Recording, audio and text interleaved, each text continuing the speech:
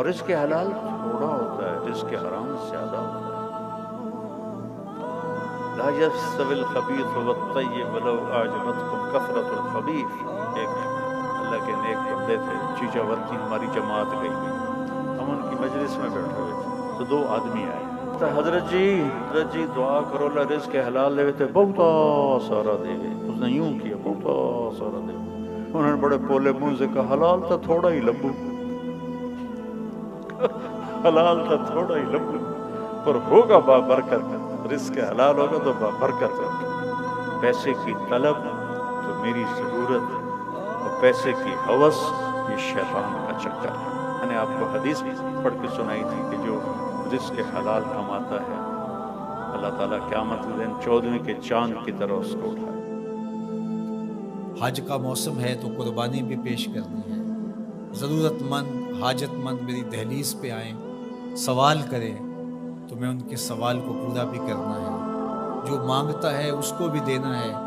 جو عزت نفس کی وجہ سے مانگ نہیں سکتا لیکن ضرورت ہے اس کی، میں ڈھونڈ کے اس کی دہلیز تک پہنچتا ہوں۔ فہذا بافضل المنازل، یہ شخص جس کے پاس مال بھی ہے، علم بھی ہے، اللہ سے ڈرتا بھی ہے، صلہ رحمی بھی کرتا ہے، مال کے حق کو بھی جانتا ہے۔ کائنات میں جو بہترین لوگ ہیں اس کا شمار ان بہترین لوگوں میں ہوتا ہے۔ وعبد رزقہ اللہ علما، دوسرا وہ شخص جس کو اللہ تعالیٰ جل شانہ نے علم عطا کیا، ولم یرزقہ مالا، لیکن اس کے پاس مال و دولت نہیں ہے، فہو صادق النیہ، لیکن بڑا سچی نیت کا شخص ہے۔ یقول، وہ کہتا ہے لو ان لی مالا لعملت بعمل فلان، اگر میرے پاس مال ہوتا تو جس طرح فلاں شخص نے اچھے کام کیے ہیں میں بھی یہ کام کرتا۔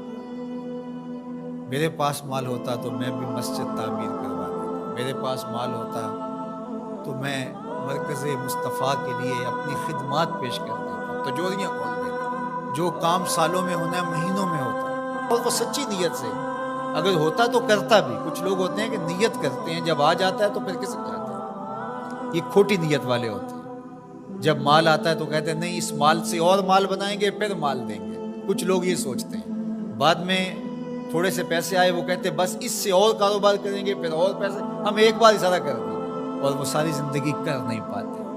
اور جنہیں نصیب ہوتا ہے وہ مزدوری کے پیسوں سے بھی 4 آنے پیش کر دیں۔ اللہ اکبر۔ تو فرمایا کہ وہ سچی نیت کا ہے، اگر اس کو مال مل جائے تو وہ واقعہ ہی کر دے ایسا۔ تو فرمایا جب قیامت کے دن نامہ اعمال تولے جائیں گے یہ دونوں لوگ برابر ہوں گے۔ تیسرا شخص حضور نے ارشاد فرمایا وعبد رزقہ اللہ مالا ولم یرزقہ علما، تیسرا وہ شخص جس کے پاس مال بہت سارا ہے لیکن علم و شعور نہیں ہے، جہالت کی وجہ سے، علم نہ ہونے کی وجہ سے مال کو صحیح جگہ پہ خرچ نہیں کرتا، اور رب سے ڈرتا بھی نہیں ہے، رشتہ داروں کے ساتھ سلوک بھی اس کا کوئی اچھا نہیں ہے، مال نے اس کو مغرور بنا دیا ہے، اور مال کے حق کو بھی نہیں جانتا، اس مال کو خرچ کہاں کرنا ہے یہ بھی نہیں جانتا۔ فہذا بأخبث المنازل، حضور نے فرمایا یہ خبیث ترین جگہ پہ کھڑا ہے۔ چوتھا شخص وہ جس کے پاس مال بھی نہیں ہے، جس کے پاس علم بھی نہیں ہے، اور وہ کہتا ہے اگر میرے پاس پیسے ہوتے تو میں فلاں کی طرح عیش و عشرت کرتا، میری بھی موجیں ہوتی، میرے میں کیا کمی ہے، تو وہ اس کی نیت کے ساتھ کھڑا ہو گیا۔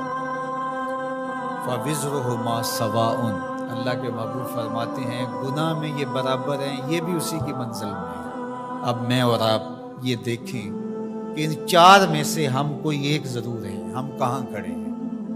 اگر پہلی 2 منزلوں میں ہیں، پہلے 2 طبقوں میں ہیں تو شکر کا سجدہ کیجیے، اور اگر دوسرے 2 طبقوں میں ہے تو توبہ کرنے میں دیر نہ کیجیے، رجوع اللہ کیجیے۔ اللہ اکبر۔ تو اللہ کی راہ میں مال خرچ کرنا یہ خوش نصیب لوگوں کا مقصود ہوا کرتا ہے۔